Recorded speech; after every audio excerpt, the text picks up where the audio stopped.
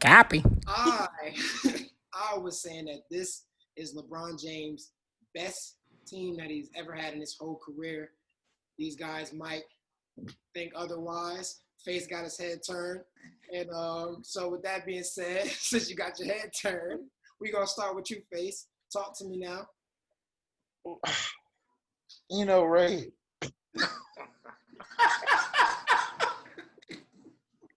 I think you are a brilliant basketball mind. No, that says it all. We people, Ray. I think Ray says it all. I think I think what you're talking about 99.9999999% of the time. But this is that 0.0000001. Because if you think that Chris Bosh wouldn't be, I can't even say if he'd be I think he'd be the second best player on the team with AD right now, because Chris Bosh was a walk-in, like Chris Bosh was AD minus the defense probably before AD. Let's keep it hot.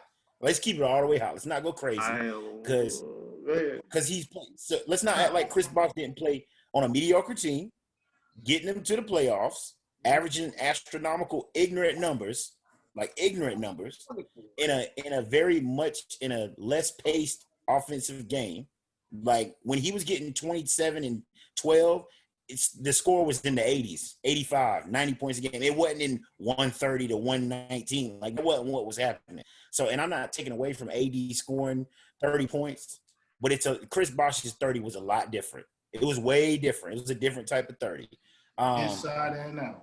Yep, because he was a hybrid type dude. Then you got D-Wade. That's LeBron James' best teammate ever he's ever played with, without question, because it's the third greatest shooting guard of all time. So I don't care nothing about no AD. I don't care about nobody. I don't care about anybody else on that team. Nobody is surmounting to D-Wade. Not even close. Then we go to, my dog. I'm not huge. On some of the guys afterwards, like Udonis Haslam's, who was solid, and then you got your Mike Millers, and you throw in Jesus Shuttlesworth if you want, who was elite that time as well. So for me, yeah. So for me to say that this is LeBron's best team that he's been on with somebody like, and I get and I know what you're gonna get at. You're gonna get at JaVale being a champion, being a role player, Dwight being a three-time defensive player of the year, Rondo being a champion and being him. And I get that. But when we talk about the nitty-gritty, like if those two teams had to play each other, like you take his best Heat team and then you play against this Lakers team today, I don't think it's a blowout, but I don't think it's a close game, because the two LeBrons, well, no, the LeBron of Miami is a whole nother animal, different type of animal. He might have had a little bit of pansy in him for a little while, but he got rid of that. And then nobody's guarding D-Wade. Nobody. Especially D-Wade in like 2012, 2013, 7-8 years ago. And then Bosh and AD, I guess you can say they cancel each other out. I'll even give you AD for that. Yeah, I'll give you AD. You can take him. And he wins that matchup. So, again, we're leaving D-Wade against anybody you want to name on that. You can name 3 people on that damn roster. For all I care. And it's not going to amount to D-Wade. Like, it's just not even going to be. It's almost disrespectful that I even got to say D-Wade and Kyle Kuzma in the same damn sentence. Like, that's just disrespectful to my dog D-Wade. But it's fine. I'm going to let that go. I'm going to let that be. That's just my take on it. And you won't hear a peep out of me when you go. I promise. As long as you don't say Kyle Kuzma is better than D-Wade. No, I'm good. I know you wouldn't say that like that. All right. First things first.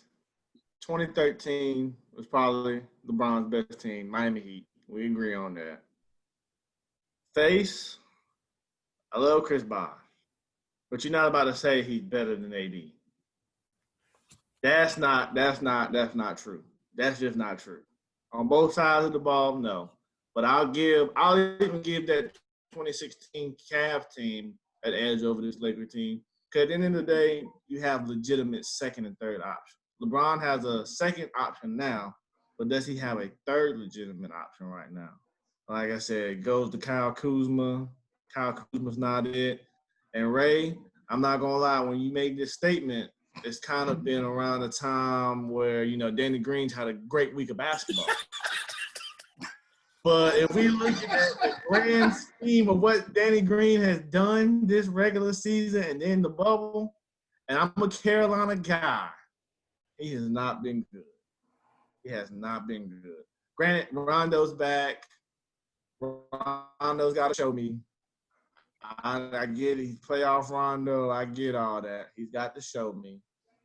But no, just that 2013 Heat team. I mean, Ray Allen coming off the bench. He's not even prime Ray Allen, but just the threat. You have LeBron James and Dwayne Wade kicking it to him or Shane Battier on each corner. Like, that was something special. So they're number one. 2016, I feel like from top to bottom, like that was J.R. Smith's last go around at being a legitimate role player, rotation guy. Obviously, Kevin Love and Kyrie. Tristan Thompson was probably at his best during that time, and a few guys off the bench. But nah, this Laker team would, if they win a championship this year, this would be his worst team. Yeah, the last. But I mean, you know, a champion is a champion. They are good, but yeah, you know, 2013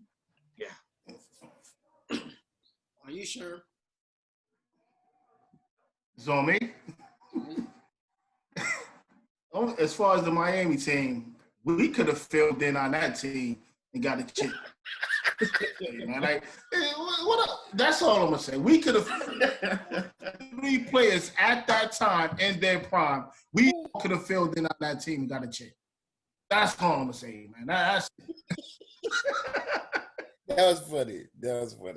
in the Cleveland, as far as like, and again, I don't think what he brought to playing with LeBron, because again, that was his D Wade 2.0. That was his D Wade 2.0. That somebody, and honestly, I don't think AD at this point. AD, and again, don't take out of context what I'm saying. AD is a great talent, but you're not giving AD the ball and say, "Look, man, get me." Can he get you a bucket? Yes, but you don't have to. Kyrie did it consistently. It's times where AD, LeBron might have to go into the locker room again, tell him that he might be playing in Pelican Bay if he don't step up and do something. You don't have that. You don't have to do that with Kyrie, man. So I just think it's a different element. With Kevin Love, you might have to, it was that with Kevin Love and AD. And again, don't take out of context what I'm saying. Mentally, they're the same guys. But I think somewhat with Kevin Love was a double machine.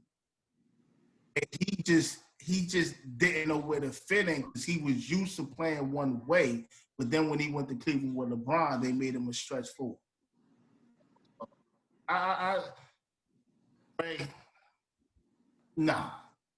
This would be his worst team, in my opinion, that he won the championship with. Because I don't think it's a good team. I still don't think it's a good team.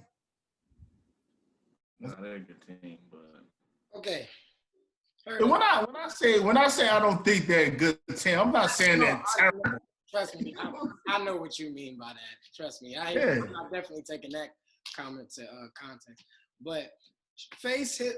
First, I'm gonna answer Brandon because Faise, you actually going on to what else ended up putting him.